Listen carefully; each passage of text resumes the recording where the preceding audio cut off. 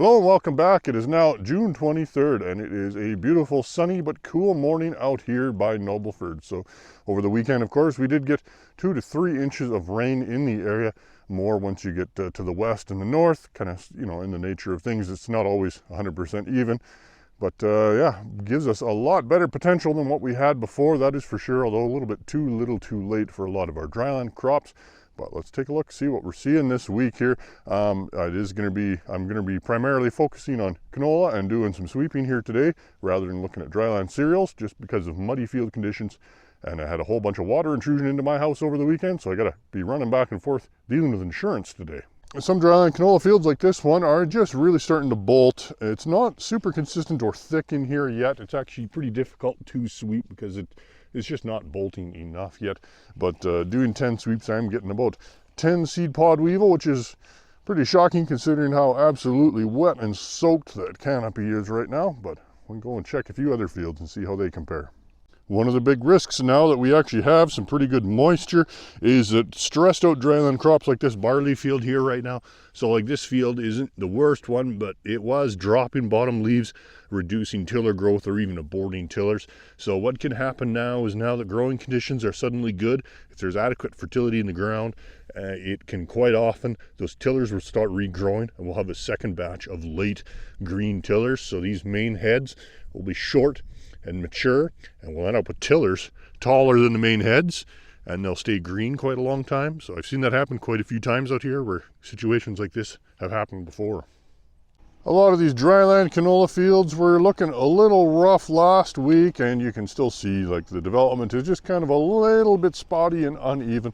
Now that we got good moisture, these should rapidly fill in. I think in a week or so, a lot of these fields are going to look radically different. Well, here I am back at that headland where we had the boom clean out issue with the insight, and as you can see, the oats here are pretty much torched. So the insight did a very good job, as it is designed to do.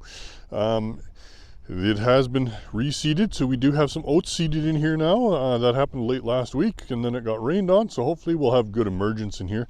As you can see, we also have a pretty good patch of kochia here and there, so the insight definitely did not have a whole lot of activity on it in comparison to the oats. I'm out here to check out my wheat plots. Things are looking pretty good. Everything is a nice healthy green after all that weekend rain. We got about 2 inches or more up in this location, so things are looking pretty good. One interesting thing I noticed is right here where I was rinsing out my spray tanks between each application. You'll see I have actually caused some damage to the crop in this spot, as well as on the other side where when I was purging my sprayer boom, this was getting sprayed out right in this spot. So this is, all of the leftovers, and you can see caused a little bit of damage there as well. So too much of a good thing is always a possibility. So let's take a quick look at the plots, see what's going on. Well, here is all the plots laid out in order 1 through 12. I am not going to name names. I'm curious as to whether you guys think there's actually any differences. I am seeing, I would say, a little bit of a difference over here. These first 4 plots, which included a lot of the pre-burn products, are looking a little smaller. Control is also in this group of 4, just so you know. And then these ones over here all seem to be a little bit bushier and bigger. For the most part, I tried to only grab 2 plants at a time. And no, I did not attempt to dig up all of the roots, because at this point I'd need a 3-foot long shovel to get all the root material out. So they are just pulled out of the ground. We're mostly just looking for above ground differences. And yeah, I would say we got definitely a bit of a dividing line here. Where I would say these products, or at least that area of the field, looks like it's outperforming.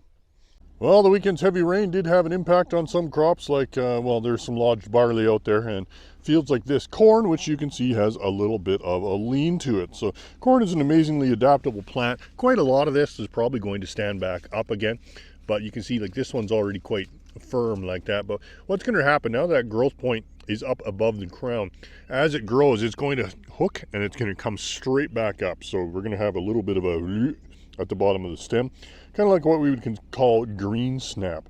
So that might potentially make it more likely to break off or to lodge later on in the year when it becomes much heavier, but we'll see when we get there.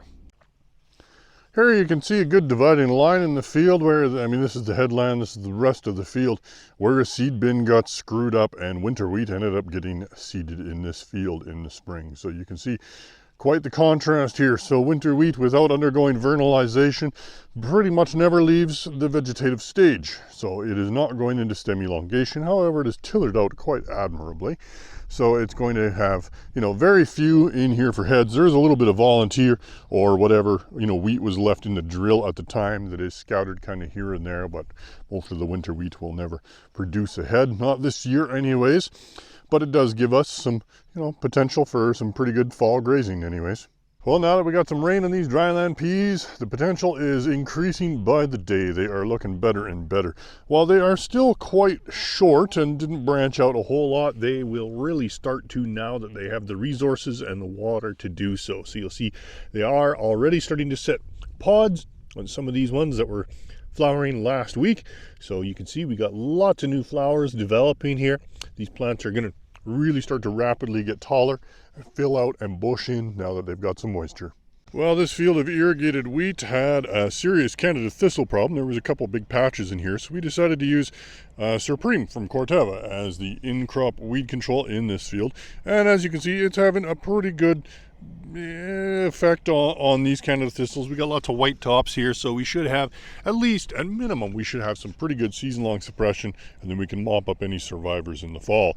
But overall, I'd say we had really good weed control on pretty much all of the emerged weeds except for the kochia. You can see the kochia in the crop, even with all the extra MCPA that we added, is pretty poor. So we have quite a lot of kochia that is right mixed in with the crop. That doesn't look like it took any damage at all. Down in this field of peas, there's a few more fairy rings, or at least half rings, that are appearing along the edge of this field, and it goes quite a ways down here. I'm going to throw the drone up in the air, take a couple pictures, see what it looks like. But finally, I found some mushrooms, so I'm going to take a bunch of pictures of these, send them off to a mycologist that I know that will hopefully be able to identify them and tell us exactly what this is. This field of lentils is no doubt pretty happy that it got some rain. It's not the thickest field of lentils I've ever seen, but it's still got good potential. We are really flowering quite nicely in here now, and we're even starting to set a few pods on the flowers that were open last week. So still got potential in here as long as we keep getting some rain. Well, this field, like many irrigated canola fields or even dryland fields, is now about a week after early bloom or first blooms when I was here last week. So we're now, for the most part, in that 20 to 30% flowering range, and these fields are getting sprayed. So this field has been done just a day or two ago with Miravis Bold, and we threw some Flexi as well from Strong Terra in there, give it a little bit of boron and copper, get a little bit better flower fertility. But as things are right now, we have excellent potential in here. Just got to keep the water on it. Well, I would say that in most cases, cabbage seed pod weevil numbers have decreased since the weekend's rain, but in this particular field was really high last week, and it is still really high this week. So I'm going to go ahead and recommend this customer to come in here and spray. This side of the field is way over threshold, as you can see.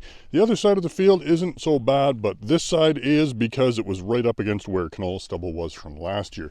And you can already start to see the effect of all those cabbage seed pod weevils here in the crop. You can see all these main stems. We have a very, very high failure rate of those first flowers. So I would imagine most of that is due to cabbage seed pod weevil. Now at this point in the crop, there's probably not going to be any sort of permanent yield reduction at this stage. Usually a little bit of early feeding, according to the Canola Council, will encourage more flowering later on, and the plants will compensate for any lost flowers at this time. Well, this poor field of winter wheat has finally gotten some moisture, although looking down at the ground here, it really doesn't look like it. But once you break that surface, we do have some pretty good moisture underneath. So that is nice to see. It's the first time I've actually really seen any moisture in the upper soil profile in this field south of Lethbridge. But as you can see, the winter wheat itself is probably a little bit too far gone for that rain to have been too much of a benefit. It will definitely help fill out these heads. But really, there's only so much yield that is going to happen here in the best of cases from this point. Well, today I thought I'd take the opportunity to talk about how to send a picture to your agronomist. So here's a good example. This is a picture that I received from a customer a couple days ago. So this was really interesting, and it had, basically the caption, "Hey, what disease is this?" Well, as an agronomist, we need to know more information than just a kind of a general cereal leaf and, you know, a question like that. From a picture like this, I cannot tell anything other than this is a grassy species. I can't tell if that's oats, triticale, fall rye, barley, wheat. I mean, you can guess, but there's no obvious disease symptoms which might really show you. If it's septoria, you're going to lean towards it being wheat. If it's net blotch, you're going to lean towards it being barley, but you can't really see that. Also, there's no information there on whether this is a flag leaf, in which case this is an emergency, but it could also be something like surfactant burn. Or is this a lower leaf where it could be something like drought stress? And in fact, that's exactly what it did later turn out to be when the customer did respond to me, was it did turn out to be drought stress. But just when you're sending pictures to agronomists, if you want a good answer, we need good information. We can't just go completely off of a picture. Well, that'll be it for this week. Looks like we're due for another batch of potential evening thunderstorms today with some clouds forming off to the northwest, so we'll have to see what happens over the weekend here. But I think now that we've got some moisture and some humidity, I think thunderstorms are going to be pretty common in the evenings from now on. But yeah, we'll end up seeing what happens in the next week, and we'll see you then.